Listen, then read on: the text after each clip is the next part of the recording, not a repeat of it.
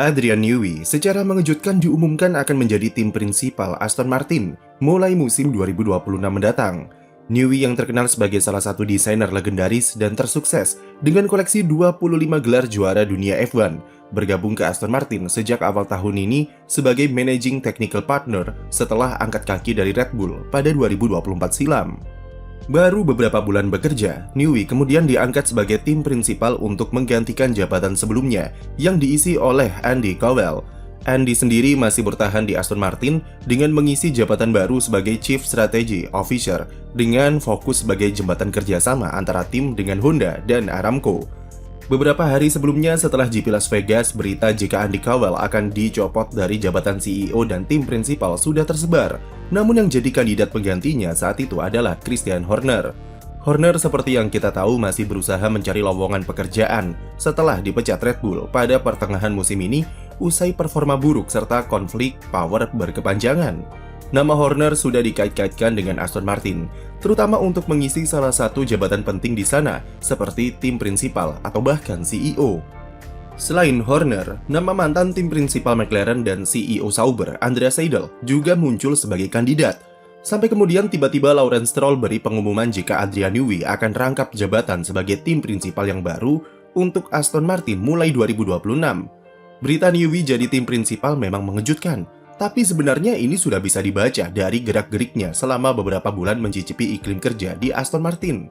Pada bulan pertamanya setelah resmi bekerja di tim baru, Newey langsung membongkar apa saja kelemahan Aston Martin yang harus diperbaiki jika Lawrence Stroll ingin mewujudkan ambisi besarnya di F1. Meski sudah mengeluarkan nyaris 5 triliun rupiah dalam pembangunan fasilitas baru dan wind tunnel yang lebih modern, tapi itu belum bisa membuat Newey terkesan. Karena dianggap terlalu terburu-buru dalam pengoperasiannya, muncullah problem korelasi data yang jadi biang kerok penurunan performa tim dari yang semula langganan podium di awal musim 2023 menjadi kembali ke papan tengah dan bahkan makin buruk musim ini. Masalah korelasi serta wind tunnel ini dianggap Newey sebagai faktor penghambat atau limitasi yang bersifat fundamental, karena tim tidak akan bisa buat mobil kompetitif jika hasil simulasi dengan apa yang pembalap rasakan di sirkuit berbeda. Dia dengan jujur berkata kalau butuh setidaknya 2 tahun untuk perbaiki korelasi wind tunnel yang super kompleks di era modern. Dan inilah kenapa Newey sampai sekarang masih berusaha melobi FIA untuk melarang pemakaian wind tunnel di F1 yang ia anggap rumit serta mahal. Problem korelasi di Aston Martin diperparah dengan masalah software serta hardware dalam hal modeling komponen yang juga berhubungan satu sama lain. Inilah kenapa Aston Martin kesulitan dengan upgrade komponen yang mayoritas gagal mengantarkan performa yang mereka harapkan, dan seringkali malah buat mobilnya makin kocar-kacir di lintasan. Namun dari semua itu yang paling dinotis oleh Newey adalah faktor sumber daya manusia atau struktur manajemen yang menurutnya terlalu padat. Salah satu gebrakan Lawrence Stroll dalam pembangunan Aston Martin adalah dia merekrut banyak engineer top seperti Dan Fallows, Eric Blandin, Luca Forbato, dan lain-lain yang jumlahnya sampai puluhan. Newey melihat ini tidak efektif karena membuat organisasi tim jadi rumit dan sulit terarah. Dalam 4 bulan terakhir, Newey selain mengerjakan desain mobil 2026, tapi di balik layar, dia sudah mendorong banyak perubahan dari sisi struktur tim, terutama di dalam divisi teknis. Seperti Dan Fallows yang dicopot dari direktur teknis, kemudian melakukan efisiensi dengan memutus kontrak beberapa engineer, yang salah satunya adalah ex-chief Aero Mercedes, yaitu Eric Blandin. Lebih dari itu, Newey juga melihat banyaknya struktur karyawan dan engineer yang gemuk di divisi lain, dan memberi usul kepada Andy Cowell serta Lawrence Stroll untuk melakukan perombakan besar-besaran untuk menyederhanakan sistem manajemen di dalam tim. Diketahui jika terdapat perbedaan cara pandang dengan Andy Cowell yang masih menjabat sebagai tim prinsipal serta CEO di Aston. Sementara di sisi lain, Newey jelas kalau dia menginginkan power yang lebih besar untuk mentransformasi tim sesuai dengan preferensi dan pengalamannya di Red Bull serta McLaren dulu. Masalahnya adalah jabatan Newey cuma managing technical partner dan dia tidak bisa melangkahi Andy Cowell yang posisinya lebih berkuasa. Lawrence Stroll melihat konflik ini dan memilih sebuah jalan keluar yang sebenarnya cukup beresiko namun pilihan yang logis, yaitu kabulkan permintaan Newey yang ingin kontrol penuh dengan memberinya sekalian jabatan tim prinsipal. Hal itu tergambar dari pernyataan Stroll kemarin jika penunjukan Newey sebagai prinsipal bertujuan untuk memaksimalkan sepenuhnya keahlian kreatif dan teknisnya di F1.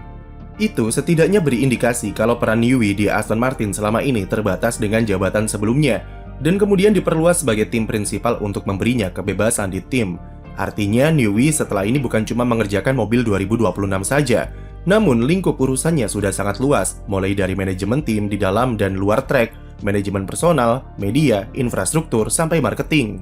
Seolah-olah pengalamannya lebih dari 30 tahun berkarir di F1 akan diuji dengan menjadi tim prinsipal di Aston Martin.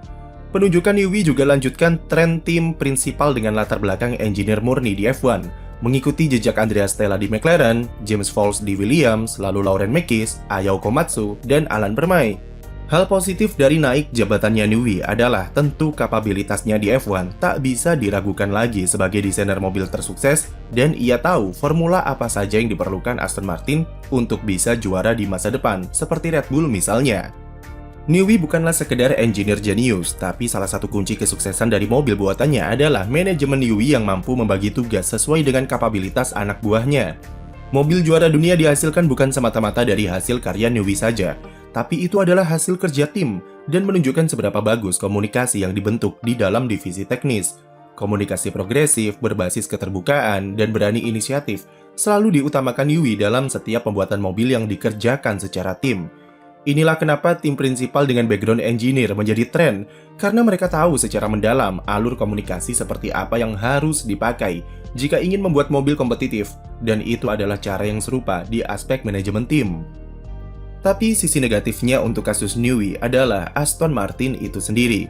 Ini akan menjadi tim prinsipal keempat dalam 5 tahun terakhir, dan semakin kesini sulit menebak sebenarnya cara apa yang ingin ditempuh oleh Lawrence Stroll dalam mewujudkan ambisinya. Memang perombakan untuk 2026 bisa dipahami, mengingat Aston Martin di Las Vegas baru saja turun ke posisi 8 konstruktor, yang mengancam tim dapatkan hasil terburuknya sejak rebranding 5 tahun lalu. Namun, fakta kalau pikiran Lawrence Stroll yang bisa tiba-tiba berubah dengan proses yang masih berjalan sekian waktu, serta intervensi yang sering ia lakukan adalah alarm yang mengkhawatirkan. Belum ada 1 tahun, Andy Cowell diplot sebagai tim prinsipal, tapi sudah diganti lagi oleh Adrian Newey. Jelas kalau ada masalah yang lebih besar secara fundamental di Aston Martin, dan mulai tahun depan itu jadi tanggung jawab Newey untuk menuntaskannya. Dari perkataan Newey di awal tadi, setidaknya butuh waktu 2 tahun untuk memperbaiki segala permasalahan yang ada, dan barulah Aston Martin bisa dikatakan punya kapabilitas untuk jadi tim penantang. Setidaknya untuk kali ini, Lawrence Stroll tidak bisa membantah perkataan tsunami fakta Newey soal kondisi terkini tim yang banyak masalah, dan ada kepercayaan yang berbeda serta lebih kuat dari Stroll kepadanya. Newey justru seolah-olah memberi peringatan kepada Stroll untuk lebih bersabar dengan waktu yang dibutuhkan, dan menunjukkan kalau kegagalan performa dalam 2 tahun terakhir disebabkan oleh terburu-burunya mereka dalam mengejar kuantitas di dalam tim. Banyak yang pertanyakan usia Newey yang akan memasuki 67 tahun, namun ini harusnya tidak jadi problem jika melihat Flavio Briatore yang sudah 75 tahun dan masih sanggup sebagai tim prinsipal di Alpine. Apakah dengan naiknya Newey jadi tim prinsipal menjadi langkah untuk menutup pintu tim dari kehadiran Christian Horner? Bisa jadi.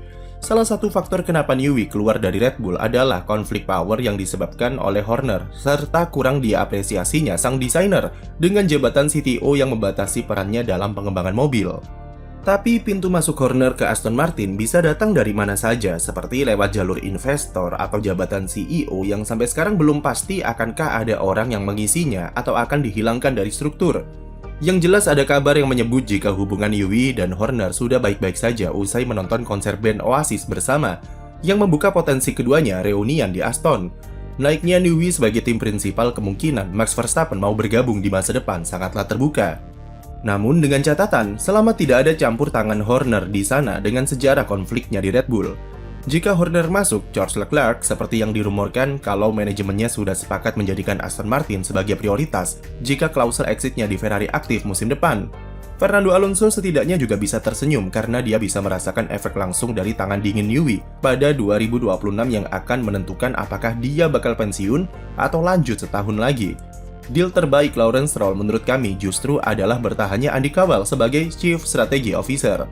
Dengan jabatan CEO dan tim prinsipal yang dilepas, Stroll masih bisa membujuknya bertahan dengan menangani transisi ke mesin Honda pada regulasi baru nanti. Dia arsitek mesin hybrid Mercedes dan sukses membawa pabrikan Jerman tersebut mendominasi F1 selama bertahun-tahun. Akan menarik menanti kiprah Aston Martin Honda pada 2026 nanti ketika dikombinasikan dengan mobil buatan Adrian Newey. Sekian video dari kami, jangan lupa beri like dan subscribe untuk konten F1 lainnya.